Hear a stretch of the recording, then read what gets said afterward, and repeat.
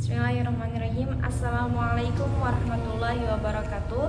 Saya Liswa Azharatul Jannah, NIM 1908101140. Di sini saya akan menjelaskan model pengembangan media pembelajaran. Terdapat 3 model pengembangan media pembelajaran. Yang pertama ialah model pengembangan Azure. Perencanaan yang baik dalam pembelajaran digunakan untuk terwujudnya pembelajaran yang efektif. Salah satu dalam perencanaan pembelajaran ialah pengembangan media belajar.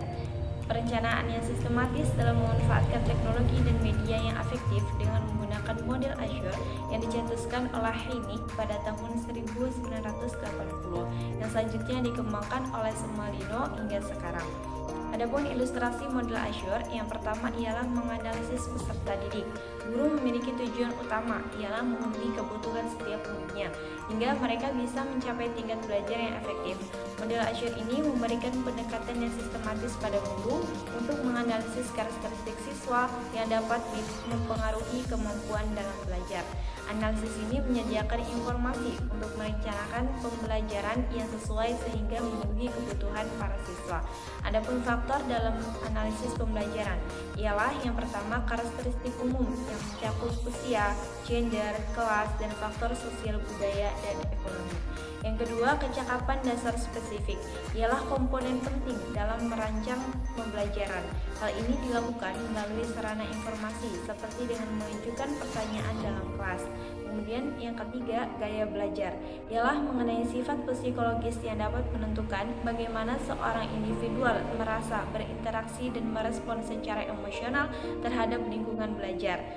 Gaya belajar meliputi kecerdasan majemuk, preferensi dan kekuatan visual, motivasi. Motivasi ini terdapat 4 aspek yang mendasar yang dijelaskan oleh Keller yang dapat guru pertimbangkan dalam merancang mata pelajaran. Ialah perhatian guru yang mengembangkan mata pelajaran yang dianggap menarik oleh siswa dan layak untuk diperhatikan. Selanjutnya, faktor fisiologis yang berhubungan dengan perbedaan gender dan kondisi lingkungan yang mempengaruhi pembelajaran.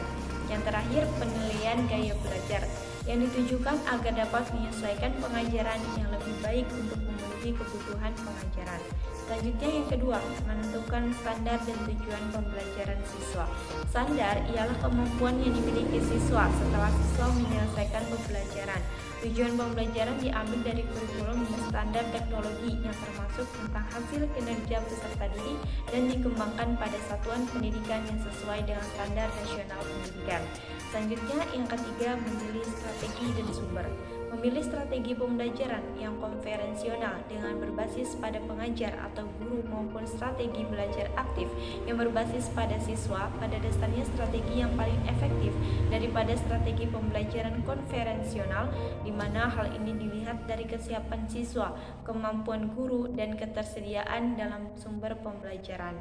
Yang keempat, memanfaatkan sumber, bagian yang mencakup langkah dalam menentukan peranan instruktur, pengajar, atau pengembangan sebagai guru untuk memanfaatkan teknologi, media, dan materi untuk membantu siswa dalam mencapai tujuan pembelajaran.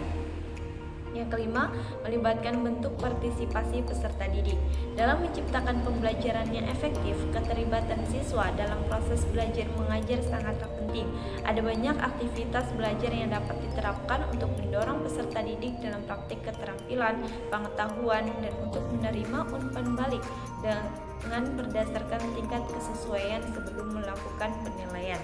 Latihan yang melibatkan siswa dengan menggunakan alat bantu pembelajaran ialah komputer, internet, diskusi kelompok, atau model lainnya yang dapat meningkatkan partisipasi siswa dalam pembelajaran.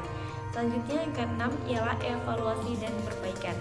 Setelah melakukan pembelajaran, hendaknya melakukan evaluasi untuk mengetahui hasil dari pelaksanaan pembelajaran terhadap prestasi belajar peserta didik. Evaluasi ini dapat juga digunakan untuk mengukur keseluruhan proses belajar yang termasuk dari dampak penggunaan teknologi dan media. Model yang kedua ialah model pengembangan TIE. Ialah model ini digunakan untuk pengembangan teknologi pembelajaran yang dapat digunakan oleh guru guru dan siswa dalam melaksanakan pembelajaran. Perencanaan yang dapat menghasilkan hasil belajar yang baik dan berkualitas. Hasil akhir dari perencanaan ialah berupa RPP, Rencana Pelaksanaan Pembelajaran. Perencanaan ini dilaksanakan untuk membantu pengembangan pembelajaran tentang pengetahuan dan keterampilan siswa, serta jenis media dan teknologi dan strategi pembelajaran. Evaluasi ditekankan pada penilaian efektivitas media, teknologi, strategi, dan bahan ajar yang akan dilaksanakan. Perencanaan, implementasi, dan evaluasi ialah komponen yang digunakan untuk pengembangan media pembelajaran, terutama media dan teknologi. Selanjutnya, model yang ketiga ialah model pengembangan CAI. Model pengembangan CAI digunakan untuk mengembangkan keterampilan, menyajikan gambar yang menarik, dan memindahkan dengan cepat. Komputer dalam CAI menerima input, kemudian merespon seolah sedang mensimulasikan suatu sistem, memungkinkan siswa menghasilkan keputusan yang baik. Model desain CAI ialah suatu model desain dalam pengembangan pembelajaran yang berbasis komputer dalam membangun aktivitas pembelajaran. Sekian yang dapat saya sampaikan. Kurang lebihnya mohon maaf. Wassalamualaikum warahmatullahi wabarakatuh.